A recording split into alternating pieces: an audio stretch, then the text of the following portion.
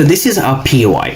Now what's also important to understand is that we have the previous day high. So this trade was all about targeting that previous day high. So for those who trade ICT concepts, you only really need liquidity and fair value gaps. Notice how all of my concepts in all my previous videos come down to liquidity, right? We've taken out the Asian range, liquidity, and fair value gaps, which make the POIs, right? This is very important to understand. So you need these two concepts as a base form for forming your entries.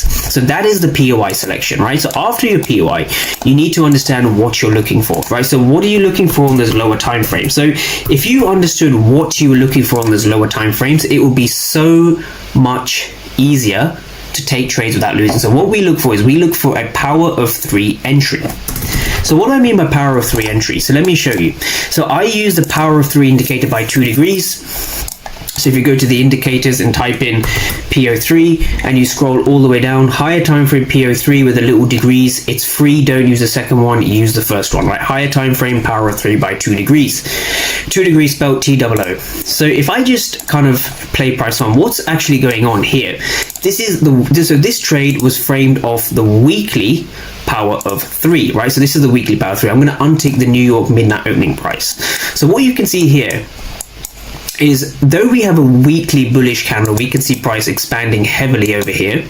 What we've seen is the weekly opening price is situated just over here. So we are below the weekly opening price. So why is this important? Because this trade was about targeting the previous day high and the weekly opening price. So you need to understand, if I quickly draw this on the right hand side, the way a candle will form, the way a weekly candle will form is price will open, price will head down, we will create the low of the week, and then we'll begin to expand higher and higher. So when we're here in this region, right, some people call this the ICT market maker buy model, but once you have the low of the week, you want to be buying in line with the expansion, and the expansion will end when we're at the week